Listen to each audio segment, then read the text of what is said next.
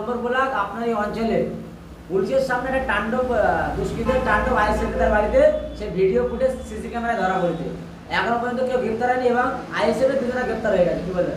দেখো, এটা তো নূতন করে কোনো কথা না, নূতন কোনো কথা না। এটা 2023 সাল থেকে দেখলে আপনারা বুঝতে পারবেন। পুলিশের সামনে আমাদের লাশ পড়লো, আমাদের মানুষকে মারলো, পুলিশের সামনে ঘর বাড়ি ভাঙলো, পুলিশের সামনে আমাদের ছেলেদেরকে মারছে, ধরছে। যেমন ওটা তো একটা দরজায় গিয়ে লাথি মারছে, সেটা আমি বলছি, আরও ইট খোলা দিয়ে মারছে। পুলিশের সামনে আমাকে মারা হলো, পুলিশ দু গাড়ি পুলিশ থেকে সেখানে আমাকে বেধড়ক মার, এমনকি আমার স্ত্রীকেও মারা হলো। আমাদেরকে এইভাবে অন্যায়ভাবে মিথ্যাভাবে কেস দিয়ে আমাদেরকে মারছে, পুলিশের সামনে, থানার সামনে মারছে। এত ক্ষমতা হয় কি করে, এত বড় সাহস হয় কি করে থানার সামনে? তাহলে কি থানাগুলো কি পার্টি অফিস? বাংলার মুখ্যমন্ত্রী কি সব থানাগুলো কি এই ভাঙড়ে 8টা থানা করেছে, এগুলো কি শুধু পার্টি অফিস করার জন্য? কি করতে থানা করে গেছে? আমি তো বলবো এই 8টা থানা হোক আর 10টা থানা হোক আর 50খানা থানা করুক, তাও বলবো তৃণমূলটা পার্টি অফিস করে রেখেছে। তার কারণ আপনারা দেখলে বুঝতে পারবেন, উত্তর কাশীপুর থানার সামনে, ভাঙড় থানার সামনে ছেলেদেরকে ধরে ধরে মারছে।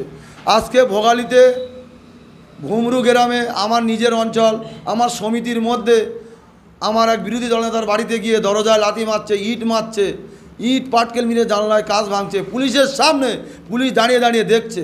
তাহলে পুলিশ, আগামী দিন আমরা পুলিশকে বলবো, আপনারা যদি সঠিক কাজটা না করেন তাহলে আমরা কোথায় গেলে কাজ হবে, আমরা কোর্টের মাধ্যমে আপনাদেরকে জবাব দেবো। এবং আপনারা যে ব্যবহারটা করছেন আমাদের সঙ্গে, সেটা কিন্তু নওশাদ সিদ্দিকী কোর্টের মাধ্যমে তোমাদেরকে বুঝিয়ে দেবে। আর নওশাদ সিদ্দিকী কী জিনিস তোমাদেরকে বুঝিয়ে দেবে। এই যে বাড়িতে তাণ্ডব চলেছে এবং এলাকার মহিলারা অভিযোগ করছে সরকার বলে ভাঙড়ে আসার পর থেকে এই শুরু হয়েছে আমাদের ভাঙড়ে। দেখো, এটা তো আমি বারে বারে বলে এসেছি যে 2023 সাল থেকে ওই নটোরিয়াস ক্রিমিনাল যখনই এসছে তখনই থেকে এই ভাঙড়ে উত্তপ্ত করছে। আমি তো বারবার বলছি, ওই নটোরিয়াস ক্রিমিনাল ভাঙড়ে থাকবে না, ক্যানিংয়ে থাকবে না, কোনো মানুষকে আঘাত হবে না, কোনো মানুষকে মরতে হবে না, রাজ্জাক খানের মতন খুন হতে হবে না, 2023-এ পঞ্চায়েত নির্বাচনে মুড়ি মুড়কির মতন বোমা পড়বে না।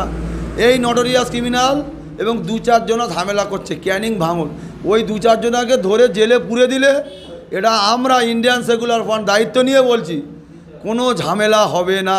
কেন? আমরা সৌজন্যতা রাজনীতি করতে ভালোবাসি, আমাদের দল সৌজন্যতা রাজনীতি করতে বলা হয়েছে। নওশাদ সিদ্দিকী এক হাতে খাতা, এক হাতে পেন তুলে দিতে বলেছে। আমরা এক হাতে বোম, এক হাতে বন্দুক তুলে দেয় না। তবে হ্যাঁ, উনি ভাঙড়ে মানুষকে একটা উন্নয়ন করেছে।